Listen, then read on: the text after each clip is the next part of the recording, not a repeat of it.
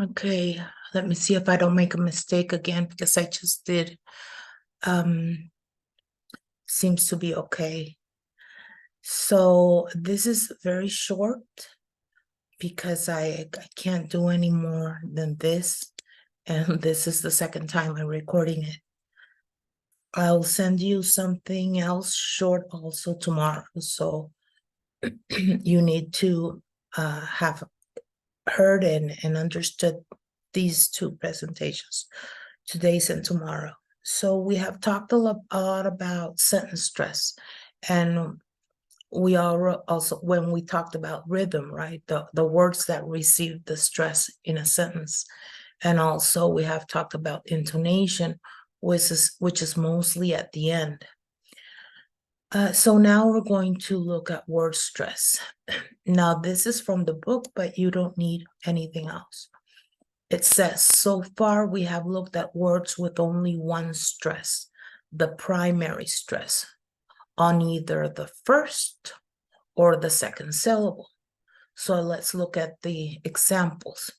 In the word lemon, we can see here this short vertical line is at the beginning, and that is going to mean that the stress goes on the first syllable. So in lemon, we have two syllables. We have two syllables because we have two vowels. And that is going to tell us that it is pronounced lemon, right? Le is going to be stronger. It's going to have the stress. In the word syllabus, we can see also this is a diacritic. We can see that diacritic, which tells us that goes in the first syllable. So it's syllabus. And then we have the word correct. So correct. We can see that the word is divided in two, and that the diacritic here, the symbol, is before the second syllable, telling us that the pronunciation is correct. We have another example with the word vanilla, which has three syllables, and the stress goes in the second one. So see that the diacritic is before the syllable that is stressed. So this is going to be vanilla. We have a longer word here, astronomer. We're going to see division of syllables next week. And you can see here that the first syllable is just the schwa, and that the stress goes in the second syllable, which would be astronomer. So it's straw would be the syllable. Astronomer. Okay. But when words are longer, at least three syllables, there's also going to be a second stress, a secondary stress, but only if that the primary stress is in the third syllable or later. So when primary stress is on the third syllable or later, that means that we need at least a word with three syllables. There will always be an additional, less prominent secondary stress on one of the first two syllables. So according to the IPA, it is marked like this, like the same short vertical line, but on the bottom and before the syllable in the same way. So we have this example, the word disappear.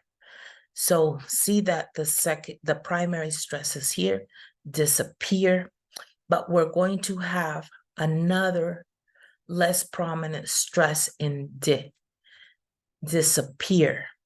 Okay, so it's not disappear, but disappear.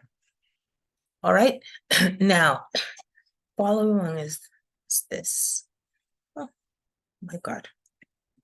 Wait a second, because I can't change. I can't change this. Okay, here it is. Sorry. Okay, so thinking about that, you can see then that words can have stress in different types, in different syllables. But in general, let's read this. A number of words have different stressings depending on whether they are used as nouns, adjectives, or verbs. As nouns or adjectives, the primary stress is usually on the first syllable.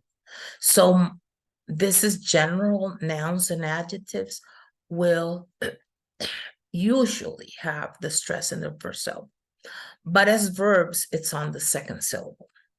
And here we're talking about word pairs where one word can be either an adjective and a verb or a noun and a verb. So it says, since there's a close relationship in English between stress and vowel quality, that means that the stress changes the vowel. The change in stress is often accompanied by a change in vowel. So the two words don't only have a different stress, a stress syllable, but also are going to change in one of the vowels. So here we have the word contract, which is contrato, and the verb is contract, to contract. Okay, now let's see some more examples. The ones that are highlighted are the ones that you would need to know for an evaluation. I'm going to explain all of them, but you'll need to learn these. You'll need to learn you don't have to transcribe, but you need to learn how to read it, and I will also help you by pronouncing it. So you would have to say if it's an adjective, a noun, or a verb. Let's look at the first one, appropriate. Appropriate. That means apropiado, and it's an adjective. But I can have the verb appropriate, which is to take maybe land or something that belongs to someone else. Apropiarse, yeah, the same in Spanish. Apropiado and apropiarse. The second one is approximate. So approximate is aproximado, the approximate price of the land is such and such. And we have the verb approximate, which means aproximarse. Animate, an animate object, something animado, right? And animate, animar, like a party.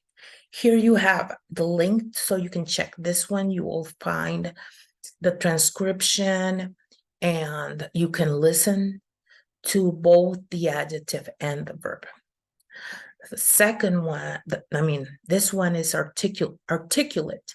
Someone who is articulate is because they have an easy way of speaking. They can speak very well, very clearly.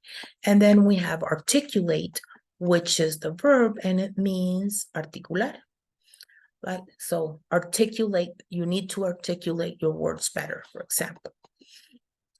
This is delegate, un delegado, as a noun, and delegate, this delegar, as a verb. Deliberate, this is an adjective. So he was deliberate, or that was a deliberate answer. And we have the verb deliberate, which would be deliberar. Now we have duplicate. So I need a duplicate of this key. And then we have duplicate, which is duplicar. So duplicado and duplicar. The next one is elaborate. No, I'm sorry, elaborate. Something elaborado, something fancy, like well done. And then the verb would be elaborate. Elaborate on your excuse or on your explanation. or on your exam. Sometimes I ask students to elaborate a little bit more. This is graduate.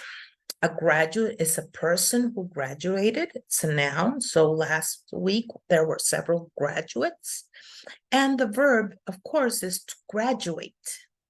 So you can see the change in stress and the change in the vowel.